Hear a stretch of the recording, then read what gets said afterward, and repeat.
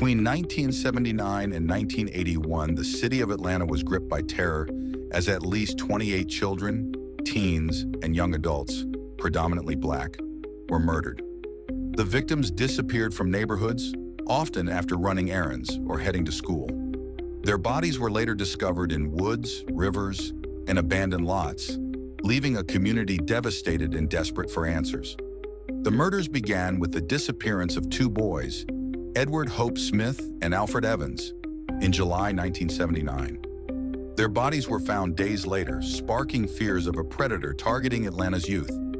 Over the next 2 years, more young boys and girls went missing, many last seen accepting rides or walking alone at night. Panic spread as it became clear the city was dealing with a serial killer. The FBI joined local authorities in what became one of the largest manhunts in U.S. history. Profilers suggested the killer might be someone who could easily blend into the community. The investigation intensified in 1981 when law enforcement focused on Atlanta's bridges, believing the killer was dumping bodies in rivers. In May 1981, police staked out a bridge and heard a splash. Moments later, they stopped a car driven by Wayne Williams, a 23-year-old music promoter. 2 days later, the body of Nathaniel Cater, a 27-year-old man, was discovered downstream. Fibers found on Cater's body were linked to items in Williams's home and car, as well as to previous victims. In 1982, Williams was tried for the murders of Nathaniel Cater and Jimmy Ray Payne, another adult victim.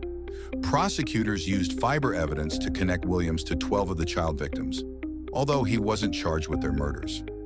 After a trial lasting nearly 2 months, Williams was convicted and sentenced to life in prison. While Williams's conviction provided some closure, many questions remained. Families of some victims doubted his guilt, arguing that the evidence was circumstantial. Others believed there were multiple killers or that Williams could not have committed all the murders. Additionally, some suspected law enforcement used Williams as a scapegoat to end the investigation and calm public fears. The case resurfaced in 2019 when Atlanta authorities reopened the investigation, pledging to retest evidence using modern forensic technology. The results of these efforts remain pending, but for many, the wounds left by these murders have never healed. The Atlanta child murders highlight the vulnerability of marginalized communities and the challenges of seeking justice in cases where fear and bias may cloud the truth.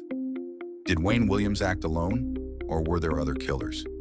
Was the evidence against him strong enough for conviction? And what role did race and socioeconomic status play in how the case was handled? Thank you for exploring this chilling case with me. If you found this story thought-provoking, please like and subscribe to Theoretical for more deep dives.